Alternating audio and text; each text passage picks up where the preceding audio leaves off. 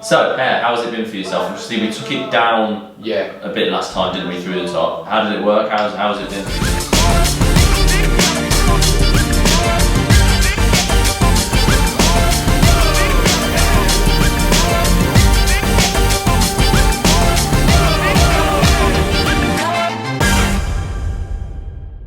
So, hair, how has it been for yourself? Obviously, we took it down a bit last time, didn't we, through the top? How did it work? How has it been for yourself? Really good. I mean, in terms of my life, I have like an interview tomorrow I've got an opportunity to work in town for a firm that's like a start-up basically. Okay. And I quite like the sound of it. So I want to have like quite a professional haircut. Like the choppiness has been working well for like quickness.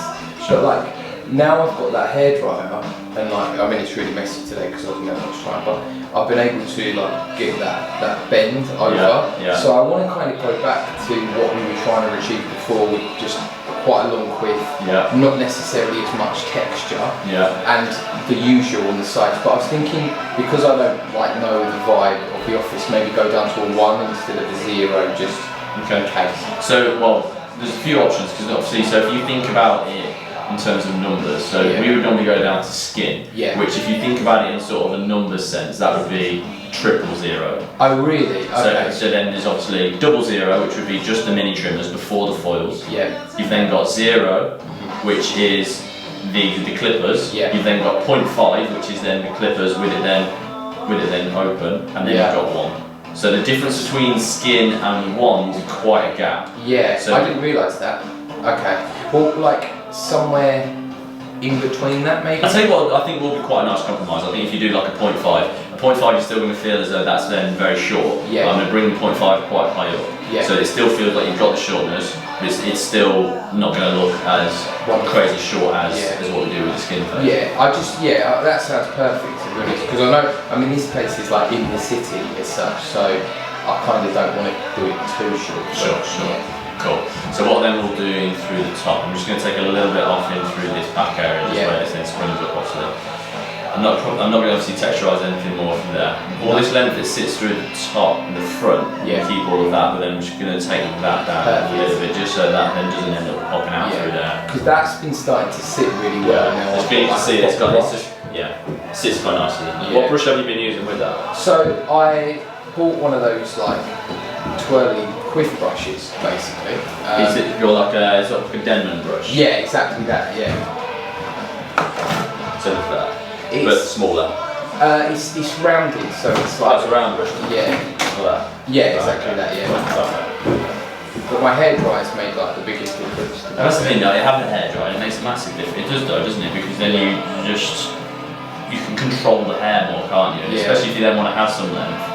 You can then make sure that then sits in the place where it wants to. You just manipulate it, don't you? One thing I did want to ask you is I've been using the Layrite, which is like works really well.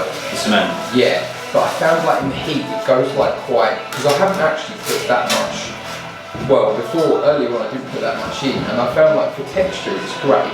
But if I was like trying to go for a smarter look, like is there something that's like smarter, like not a pomade because it just doesn't hold, but is there anything that's like a clay that so I'll tell you what I would say with that, then what you could do would work quite nicely with it, is if you use a little bit of the cement, but then also use some dust then, because that's what I've been doing, because I find that when... Yeah, I remember you gave me that dust at Ruffians and that was really good. I would mix it, so put the clay on first and then use the dust, because with that what you find is, especially in the heat as well, if you just use the clay, then it will sit really sticky, it sits and it just drops, you feel greasy and oily, don't you? If you then put the dust in with that, it's then going to feel as though that dries it all up a lot more, so you can then sit it into its place with that as well. That's perfect. I think that will work nicely with it. So is there like a particular dust you'd recommend? Well, I'll tell you what, I've been using, there's this a Fudge one that they've got in boots actually, which has been... It's blue and it's blue and orange. This is the one there actually. To be honest, I've been using that and that's been working nice. I would say there's the Schwarzkopf one, the purple one, that's not really great. I think that comes out really quite heavy. But that one comes out quite nice. I'd say the L'Oreal one that we were using in Ruffians, that was really nice. That was decent, It's it's like you're paying 15 quid for a really quite small amount, and I personally don't think the difference between the dusts is that huge. No. So I mean, for me, I've been using that one, and that was really quite nice. Well, we can give it a go after this, I suppose, isn't it? And yeah. Try it out, see if it works. That I was using back in the day. I was using that Baxters of California clay pomade. That was pretty good. Yeah, but how did you find that? Because I mean, a lot of people do tend to like that, but I personally haven't really. What I use it for is that, like when I have my hair just out of the shower, like I'll put it on then, and then I'll dry my hair with the hairdryer, and then I'll reapply it. So I almost use it like a pre-product and an after product. How have you found that using it as a pre-product? Because whenever I sort of use it, I always feel like it then gets quite heavy, but you didn't find that with it? No, I mean, like, you have to use it like quite sparingly, but I found like after a while that worked quite well. I use some of those Johnny Chop Shop products. I bought some of those in Boots, like there's one that's like a pre-product, that's pretty good. I think it's called like Glide and Shine or something like that. Okay, is that in the cream bottle? Yeah. You squirt it, don't you? It's like, yeah. Like a toothpaste or something. Yeah, exactly that, yeah, perfect. Yeah, that's pretty good.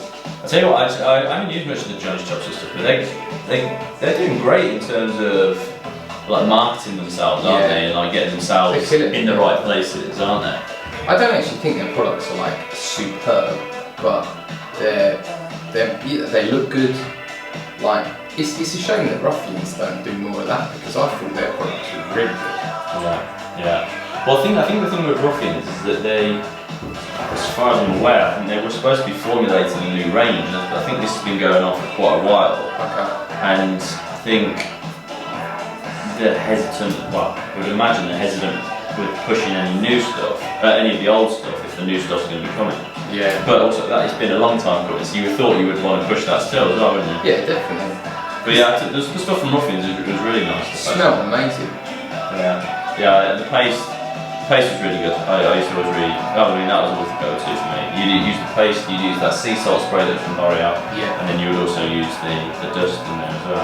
I think I'll have the dust and the paste, and they were really good together. Yeah, they worked well combining them two as well actually. Yeah. And yeah, when you mix them together, they work really quite nicely.